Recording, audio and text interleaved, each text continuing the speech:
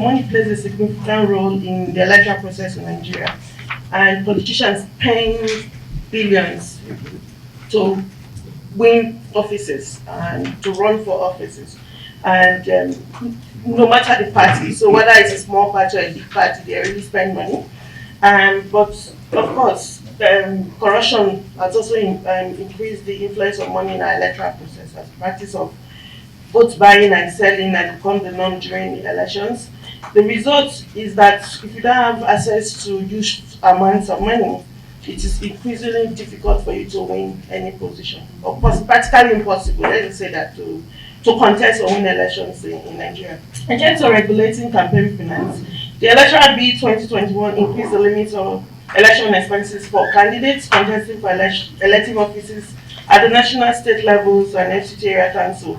And of course, the major challenge from these, or words from most of us, especially we gender advocates, was that with this, the marginalized group literally do not have opportunity to be able to contest successfully because of the increased limits in spending. Then, in terms of monitoring campaign finance, we also know that the situation is poor. INEC has been tasked with enormous responsibilities already. I mean, they conduct the elections themselves, they register parties, they conduct voter registration and civic engagement, and all sorts of other activities. So, monitoring campaign finance is on its own is a huge activity that, with all the other things INEC has to do, obviously overburdened, and it's not able to do that effectively. The dialogue will provide an opportunity to review those components of the Electoral Act making its way through the National Assembly, and hopefully to be back to the desk of the President for possible assent as far as they pertain to the question of campaign financing. The thresholds that exist presently are being reviewed upwards, sometimes fairly substantially. And the questions which we will be posing in the course of this dialogue will center particularly on the appropriateness of the new thresholds and the extent to which they serve the purpose of inclusivity that is particularly central to the vibrancy and viability of any democracy. In the course of doing that, there is also an expectation that we will be looking at comparative good practices. Practices are as good as they can be for any particular context, but we look at the comparative good practices that exist around the world and what they might mean for the Nigerian context. Thirdly, I think is the question of the capacity to monitor for implementation purposes the new thresholds that have been set. And here again, I hope that we will be able to make some useful contribution to INEC and other agencies that will play an important regulatory role in tracking the new law. All over the world, the monitoring of campaign financing is not exactly an easy exercise, even in contexts which are not cash-based economies. In the specific Nigerian context, there are so many informal channels of financing, as well as informal mechanisms of financing, which need to be taken into account. And one of the things which I imagine will come out of our deliberation is the extent to which the new framework is in itself even internally coherent and consistent. When do we start counting, for example, the expenditures that are incurred by candidates and political parties? What is the cutoff point? Is it only when the campaign season is formally declared open? What happens in the period before the campaign season is declared open, when in fact candidates are already campaigning before the formal declaration of the season, even in the lead up to the primaries of political parties and the nomination of candidates. And that speaks to the fact that the campaign exercise itself is almost a permanent ongoing exercise. Are we prepared also, therefore, from that point of view, to put in place monitoring mechanisms that will ensure that we are able to monitor on a permanent and ongoing basis the expenditures which are put into contestation for political office? They have empowered INEC to regulate campaign finance by parties and candidates. And in doing that, we have put together a lot of devices where there's a manual. That's what is called Party Finances Manual, which has been given to all political parties. But we discovered that we have achieved little success in terms of ensuring that the electoral system has an equal playing field for everybody. As at now, the race for 2023 has not started, as far as I know is concerned, because we have not given any notice of election. So until we give notice of election, it is then that the whatever actions that INEC will take will start.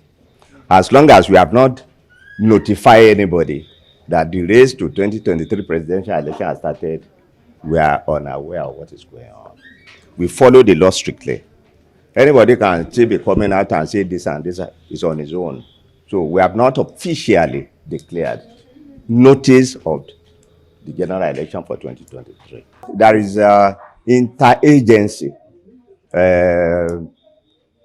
monitoring committee to monitor the finances of all political parties, embracing the central bank, embracing the DSS, embracing the ICC, EFCC, ICPC, and the banks and all law enforcement agents. We have that agency that are supposed to monitor how candidates and parties spend money. So we have that agency on ground, and they are already functioning already. Not all political parties, and I've just said there, many of them are ignorant. You find out that even the so-called political parties, many of them don't have offices in Abuja. Many of them are not even up to 50 in terms of membership. So many of them are just interested. Sorry, sir. Many of the candidates are just interested to introduce themselves as a former presidential candidate, a former gubernatorial candidate, a former senatorial candidate. Those are the things many of them are interested. But for the major parties, APC, PDP, many of them have made returns about their expenditure. And we have the records. Do you understand? And we have monitored most of the candidates, not all the candidates.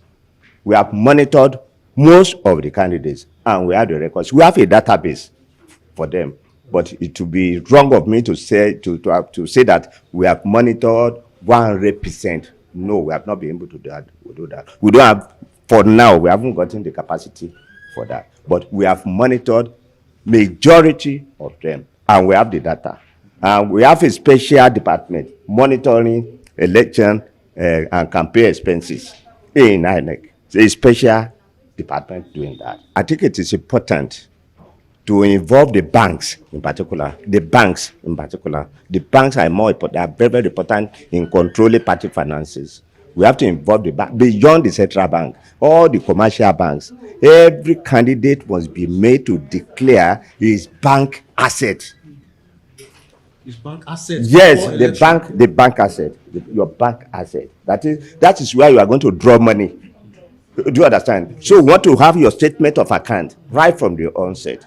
To make it mandatory right from the onset. Okay, this is my campaign account, and we want to know how you are drawing. So if you have done billboard and the account remains the same, you have pasted, we have printed posters and so on, and the account remains the same, then there's a problem. The issue of vote buying, people getting to polling booths, then you show your card to somebody in the corner, then he register you, then you collect the money. We are stopping that. And now we are going to put the ballot box at a place where anybody monitoring, it's even an offense to display your ballot paper after thumb printing is an offense. Then it's an offense for you to take your phone, because some will capture it immediately. It's an offense. You cannot take your phone to the polling booth. Do you understand? So those are some of the things we are doing. Then we are going to intelligence. We are going to establish finance monitoring intelligence team. They will be among the electorate, but they won't know. They can even go to where they are distributing money and pretend to be one of them. Then we catch you. So we are going to do it in such a way that undue influence of money will be reduced, because we want to make the electoral field to be a plain one for majority of the electorate. It may not be for everybody, but for majority of the electorate. We want to make sure that there's no difference between the rich and the poor electorate or the poor voters. So everybody will go there on an equal economic level, so that in such a way that you won't influence the voting pattern or the whether you're going to vote for somebody or not.